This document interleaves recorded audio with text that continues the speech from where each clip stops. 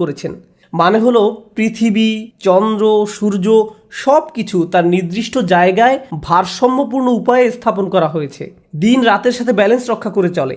মহাকাশে যা কিছু আছে কুল্লুন ফি ফালাকি ইয়াসবাহুন, সবাই আপন আপন কক্ষপথে বিচরণ করে। এভাবেই আল্লাহ বিষয়সমূহ পছন্দ করেন। বিভিন্ন জিনিস একে অন্যের সাথে সঙ্গতি এবং ভারসাম্য বজায় রেখে চলুক। সূরা আর রহমানে আল্লাহ এই ব্যাপারটি বর্ণনা করার পর আরও যোগ করেন, আল্লাহ তাতাগাউ ফিল মিজান, যাতে তোমরা ভারসাম্য লঙ্ঘন না করো, যাতে তোমরা ভারসাম্য রক্ষা করে চলো এবং কোনো কিছু সীমার অতিরিক্ত বা মাত্রাতিরিক্ত না করো। মহাকাশের সব কিছু ঠিক যেমন একটা ভারসাম্য এবং সমন্বয় বজায় রেখে চলছে, আমাদেরও সব কিছুতে ভারসাম্য বজায় রেখে চলা উচিত। আমাদের ব্যবসা বাণিজ্য, আমাদের চলাফেরা, চিন্তা পদ্ধতি সব কিছুতে ভারসাম্য রক্ষা করে চলা উচিত। সবার আগে চলুন অতিরিক্ত করা বলতে ঠিক কি বোঝায় তা বোঝার চেষ্টা করি। ইসরাফ শব্দের সাধারণ অর্থ হলো প্রয়োজনের অতিরিক্ত করা, মাত্রাতিরিক্ত করা। একটা উদাহরণ দিচ্ছি। রমজানের সময় ইফতার শুরু করার পূর্বে অনেকেই নিজের প্লেটে যত পারেন খাবার নিতে থাকেন। তখন মনে মনে ভাবেন এগুলো শেষ করা কোনো ব্যাপারই না, কিন্তু প্লেটের 25% খাবার শেষ করতেই আপনার পেট ভরে যায়। তাহলে দেখা যাচ্ছে আপনি যতটুকু খেতে পারবেন তার চেয়ে অনেক বেশি নিজের প্লেটে নিয়েছেন, কারণ আপনি ইসরাফে ভুগছেন। যা দরকার তার চাইতেও অনেক বেশি নিচ্ছেন, কারণ আপনার ক্ষুধার অনুভূতির ক্ষতিপূরণ করছেন। খাবারের ইসরাফ যেহেতু অনেক কমন, তাই আরেকটা উদাহরণ দিচ্ছি। যেমন ধরুন, মানুষ বিয়ে বা অন্য কোনো খাওয়ার দাওয়াতে যায়, আর সেখানে হয়তো সারিবদ্ধভাবে সবাইকে খাবার সংগ্রহ করতে হয়, সবাইকে নিজ নিজ প্লেটে খাবার নিতে হয়। তো আপনার হয়তো মুরগির গোশত অনেক পছন্দের, তাই মুরগির গোশতের সামনে গিয়ে যত পারেন নিজের প্লেটে পুরতে থাকেন, কারণ পেছনের লম্বা লাইনের দিকে তাকিয়ে আশঙ্কা করেন যে পরের বার আসলে হয়তো আর পাবেন না। তাই এত বেশি পরিমাণে নিজের প্লেটে নেন, মনে হয় যেন এটা দিয়ে একটা রেস্টুরেন্ট খুলতে পারবেন। আপনি এমনটা করেন কারণ আপনি তখন ইসরাফে ভুগছেন। আপনি সবটা খেতে পারবেন না, তবুও অনেক বেশি আপনার প্লেটে নিয়েছেন। ইসরাফ শুধু প্লেটে অতিরিক্ত খাবার নেয়ার নামই নয়, বরং বেশি খাওয়াটাও ইসরাফ। আপনার পেট ইতিমধ্যেই ভরে গেছে, আপনি তবুও খাচ্ছেন। আপনি সারাক্ষণ কিছু না কিছু চাবাচ্ছেন, শুধু ভোগের উপরে আছেন। খাবারের ক্ষেত্রে আপনার যেটা খাওয়া উচিত নয় সেটা অনেক বেশি পরিমাণে ভক্ষণ করাটাও ইসরাফ। হ্যাঁ, শরীর ঠিকভাবে কাজ করার জন্য চিনি দরকার, শর্করা দরকার, কিন্তু সব কিছু একটা সহনীয় মাত্রায় থাকতে হবে। এখন আপনি যদি সারাক্ষণ চকলেট বা মিষ্টি জাতীয় খাবার খেতে থাকেন, ঠিক প্রকৃতিতে যেমন ভারসাম্য রয়েছে, ঠিক তেমনি আপনি যদি খাবারের ভারসাম্য বিনষ্ট করেন, একটার চেয়ে অন্যটা বেশি পরিমাণে খান, আপনার শরীরে এর বিরূপ প্রতিক্রিয়া দেখা দিবে। এই প্রতিক্রিয়া হয়তো এখন দেখা যাচ্ছে না, কিন্তু 1 দশক পরে হার্টের সমস্যা, ডায়াবেটিসের জন্য ডাক্তারের শরণাপন্ন হতে হচ্ছে, কারণ আপনি ইসরাফে ভুগছিলেন। তাহলে দেখা যাচ্ছে ইসরাফ একজন মানুষের জীবনে বহু খারাপ পরিণতি নিয়ে আসে। আমি খাবারের উদাহরণ দিয়ে শুরু করেছি, কিন্তু ইসরাফ খরচ করার ক্ষেত্রেও হতে পারে। আপনি মার্কেটে গিয়েছেন একটা ব্যাগ কিনতে, কিন্তু নিয়ে এসেছেন 3টি ব্যাগ, কারণ 3টা ব্যাগের কালারই খুব সুন্দর। অথবা দোকানে গিয়েছেন শুধু ডিম কেনার জন্য, কিন্তু বাজার শেষে দেখেন $200 খরচ করে ফেলেছেন, কারণ যা সামনে পড়েছে সব ঝুড়িতে পড়েছেন। এটাও ইসরাফ। আপনার দরকার ছিল না, কিন্তু ভেবেছেন এখন দরকার নেই, পরে হয়তো লাগবে। ওইটা দরকার হতে পারে, এটা দরকার হতে পারে। এভাবে নিজেকে বুঝিয়েছেন আপনার এগুলো দরকার। এই কারণে কিছু মানুষ জিনিসপত্র অতিরিক্ত জমানোর সমস্যায় ভোগেন। তাদের এত জামা কাপড় যে ওয়ারড্রোবে জায়গা হয় না। তাদের আলমারি 1987 সাল থেকে জমানো কাপড়ে পূর্ণ হয়ে আছে। মানুষ এভাবে অপ্রয়োজনীয় জিনিসপত্র সংগ্রহ করে রাখে, যেটা আসলে সে ব্যবহার করে না, কাজে লাগায় না। এটাও এক ধরনের ইসরাফ। আপনি বাসায় গেলে নিজেই বলতে পারবেন জিনিসপত্র জমিয়ে রাখার সমস্যায় ভুগছেন কিনা। যদি দেখেন এখানে সেখানে ছোটোখাটো জিনিসপত্র পড়ে আছে, বুঝতে পারছেন না কোথায় রাখবেন, জানেনও না এটা আসলে কোন কাজে লাগে, মনে মনে ভাবেন এটা আসলে কি কাজে লাগে, এরকম যদি অনেক থাকে, সম্ভবত আপনি ইসরাফে ভুগছেন। তো জমিয়ে রাখা আর অতিরিক্ত চাওয়া একজন মানুষের জীবনে সত্যিকারের সমস্যা হিসেবে দেখা দিতে পারে। খাওয়া এবং জমিয়ে রাখার অভ্যাস ছাড়াও ইসরাফ হতে পারে বিনোদনের ক্ষেত্রে। সবারই মাঝে মাঝে একটু রিল্যাক্স দরকার পড়ে।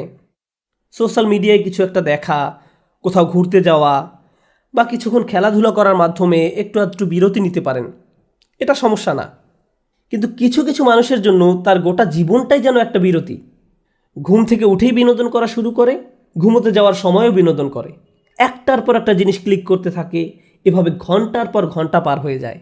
এটাও এক ধরনের ইসরাফ। কারোর সাথে বসবাস করা ঠিক আছে, কিন্তু হোয়াটসঅ্যাপে যদি আপনার বসবাস হয়ে থাকে তাহলে সেটা তো সমস্যা। সুতরাং সব কিছুর একটা ভারসাম্য যেমন আছে, ঠিক তেমনি অতিরিক্ত করে ফেলার ঝুঁকিও আছে। আর কোনো কিছুতে অতিরিক্ত ডুবে থাকা আসলেই সমস্যাজনক। আল্লাহ আয্যা ওয়া জাল্লা এক জায়গায় সবচেয়ে কম ধমকের সুরে বলছেন, ইন্নাল্লাহা লা ইউহিব্বুল মুসরিফিন, নিশ্চয়ই যারা সীমা অতিরিক্ত করে আল্লাহ তাদের ভালোবাসেন না। কিন্তু ইসরাফ বিষয়ক যে আয়াতটি আমি আপনাদের সাথে শেয়ার করতে চাই, সূরা ইউনুসের আয়াত, আমি খুতবার শুরুতে আয়াতটি তেলাওয়াত করেছিলাম। বক্তব্য চলাকালে অন্যান্য ইসরাফ সম্পর্কেও আলোকপাত করব ইনশাআল্লাহ। এখানে যে ব্যাপারটি তিনি তুলে ধরেছেন তা কোরআনের আরও কিছু জায়গাতেও আলোচনা করা হয়েছে। তিনি বলছেন, মানুষ যখন কঠিন কোনো পরিস্থিতিতে পড়ে যায়, সেটা অর্থনৈতিক কোনো সমস্যা হতে পারে, স্বাস্থ্যগত কোনো সমস্যা হতে পারে, পারিবারিক কোনো সমস্যা হতে পারে, ধর্মীয় সংকট হতে পারে, যে কোনো ধরনের সংকটই হোক না কেন, যা মানুষের উপর পতিত হয়, দাআনা লিজান বিহি আও কাঈদান আও কাঈমান, তখন সে আল্লাহকে ডাকতে থাকে, ইয়া আল্লাহ, আমাকে এই পরিস্থিতি থেকে বাঁচিয়ে দিন, একমাত্র আপনিই আমাকে এখন বাঁচাতে পারেন, আমি সব উপায়ে চেষ্টা করেছি, আমাকে সাহায্য করার আর কেউ নেই একমাত্র আপনি ছাড়া। যে ব্যক্তি দাঁড়িয়ে বসে শয়নে আল্লাহকে ডাকতে থাকে, ইয়া আল্লাহ, আমার এই সমস্যাটা দূর করে দিন, আমাকে সাহায্য করুন, আমাকে সাহায্য করুন, আমাকে সাহায্য করুন, তখন সে বেপরোয়া হয়ে আল্লাহকে ডাকতে থাকে। ফালাম্মা কাশাফনা আনহু দুররাহ, তারপর যখন আমি তার সেই কষ্ট দূর করে দেই, মাররান কাআল্লাম ইয়াদউনা, তখন সে এমনভাবে চলতে থাকে মনে হয় যেন তাকে কোনো দুঃখ কষ্ট স্পর্শ করার কারণে সে আমাকে ডাকেইনি। তাহলে দেখা যাচ্ছে, যখন আপনি কোনো সমস্যায় পতিত হন তখন বেপরোয়া হয়ে আল্লাহকে ডাকতে থাকেন, কিন্তু আল্লাহ তাআলা যখন সমস্যাটি সমাধান করে দেন তখন পূর্বাবস্থায় ফিরে যান। তখন আমরা এমন আচরণ করি মনে হয় যেন আমরা আল্লাহর নিকট কোনো প্রার্থনা করিনি, আমাদের চোখ থেকে অশ্রু নির্গত হয়নি, কিন্তু আমরা ঠিকই তখন কেঁদেছিলাম। আর এখন আমাদের কষ্ট দূর করে দেওয়ার পর আমরা আল্লাহকে ভুলে গিয়েছি, নিজের মতো করে জীবনে চলা শুরু করেছি। আপনাদের মনে প্রশ্ন আসতে পারে যে এর সাথে তাহলে ইসরাফের সম্পর্ক কি? মনে হচ্ছে এর সাথে ইসরাফের কোনো সম্পর্ক নেই, কিন্তু আল্লাহ যেভাবে এই আয়াতের সমাপ্তি টেনেছেন তার সাথে এর সম্পর্ক রয়েছে। কাযালিকা যুয়্যিনা লিল মুসরিফিনা মা কানু ইয়ামালুন, এভাবেই যারা সীমার অতিরিক্ত করে তাদের জন্য তাদের কাজকর্মগুলোকে চাকচিক্যময় বানিয়ে দেওয়া হয়েছে।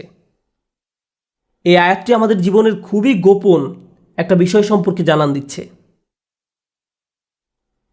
আপনি যদি অমিতব্যয়িতার জিন্দেগি যাপন করেন, সেটা টাকার ক্ষেত্রে হতে পারে, এমন কাজে টাকা ব্যয় করা যেখানে ব্যয় করা উচিত নয়, মাত্রাতিরিক্ত বিনোদন যা সম্পর্কে একটু আগে বলেছি, অতিরিক্ত সামাজিকতা, অর্থাৎ আপনি সব সময় কারো না কারোর সাথে আড্ডা দিয়ে থাকেন, সব সময় বাইরে ঘুরতে যান, বন্ধুদের সাথে মৌজমাস্তি করতে থাকেন, সব সময় মানুষের সাথে কথা বলে সময় কাটান, ফলে ইবাদত করার যথেষ্ট সময় পান না। আপনি যাই করেন না কেন মাত্রাতিরিক্ত করেন। আপনার জীবনযাপন পদ্ধতি যদি এরকম হয়ে থাকে তাহলে সব সময় বিভিন্ন রকমের সমস্যায় পতিত হবেন, আপনার উপর বিভিন্ন কষ্ট আপতিত হবে। আপনারা যেহেতু পুরুষ, তাই পুরুষদের নিয়ে একটা উদাহরণ দেই। একজন পুরুষ হিসাবে আপনার উপর বিভিন্ন রকমের দায় দায়িত্ব আছে। আপনার বাবা মায়ের প্রতি দায় দায়িত্ব আছে, ভাই বোনের প্রতি দায়িত্ব রয়েছে, আপনার স্ত্রীর প্রতি দায়িত্ব রয়েছে, আপনার সন্তান সন্ততির উপর দায়িত্ব রয়েছে, তার উপর রয়েছে ধর্মীয় দায় দায়িত্ব, চাকরির দায় দায়িত্ব, অর্থনৈতিক দায় দায়িত্ব, বন্ধু বান্ধবের খোঁজ খবর নেয়া, নিজের শরীর ঠিক রাখা সহ নানান রকমের ব্যাপার চারিদিক থেকে প্রতিনিয়ত আপনাকে টানছে। এখন কেউ যদি সিদ্ধান্ত নেয় যে সে সব কিছু ভুলে শুধু তার স্বাস্থ্যের উন্নতি নিয়ে পড়ে থাকবে, পাল্লাটা এখন একদিকে নামিয়ে দিয়েছে, সে হয়তো ভালো স্বাস্থ্য অর্জন করবে ঠিকই, কিন্তু জীবনের অন্যান্য ব্যাপারগুলো তার জন্য নানান রকম সমস্যা বয়ে নিয়ে আসবে। অথবা কেউ বলল, আমি শুধু আমার সন্তানদের যত্ন নিব, বাবা মায়ের কথা ভুলে যাব, তাদের কথা ভুলে যান, তাহলেও আপনার জীবনে বহু সমস্যা দেখা দিবে। তাই আমরা যদি একটা ব্যাপারের কুরবানি দিয়ে অন্য ব্যাপারগুলো নিয়ে পড়ে থাকি, সব সময় কিছু না কিছু থাকবে যা আপনার মনোযোগের দাবি জানাবে, যার ভারসাম্য রক্ষা করা প্রয়োজন। প্রতিবার যখন আমরা একটা কিছু অতিরিক্ত পরিমাণে করি, এর মাধ্যমে আমরা আসলে অন্য আরেকটা ব্যাপারকে অগ্রাহ্য করি, বঞ্চিত করি, কিছু একটার অধিকার আমরা অস্বীকার করি। ফলশ্রুতিতে আমাদের জীবন পথে নানান রকম সমস্যা এসে জড়ো হয়। তারপর আমরা আমাদের সমস্যা দূর করে দেওয়ার জন্য আল্লাহর কাছে দোয়া করি। আমরা যখন কোনো কষ্টকর সময় পতিত হই, তখন একটি বিষয় আমরা পরীক্ষা করে দেখতে পারি, কোথায় আমি অতিরিক্ত কিছু করেছি, কোন কাজে আমি বেশি আচ্ছন্ন হয়ে পড়েছিলাম, কোন ব্যাপারটা আমি উপেক্ষা করেছি আর কোন ব্যাপারটায় আমি অতিরিক্ত মনোযোগ দিয়েছি। আমি কি কোনো কিছুতে বেশি করে ফেলেছি? এজন্যই কি আমি সমস্যায় পড়েছি? যে ভারসাম্য থাকার কথা ছিল সেটা হারিয়ে ফেলার কারণেই কি এমনটা হয়েছে? অতএব এটা আসলে আমাদের ধর্মের অন্যতম একটা মূলনীতি, খুবই শক্তিশালী একটা মূলনীতি। আরেকটা উদাহরণ দিচ্ছি, নিজে নিজে চিন্তা করে দেখুন। আবেগের ক্ষেত্রে অতিরিক্তের সম্ভাবনা রয়েছে, যেমন রাগ হওয়া সাধারণ ব্যাপার, কেউ আপনাকে খারাপ কিছু বললে আপনার রাগ হবে, এটা স্বাভাবিক একটা প্রতিক্রিয়া। এক্ষেত্রে অতিরিক্ত হবে যদি আপনি এর ফলে কষ্ট পায়।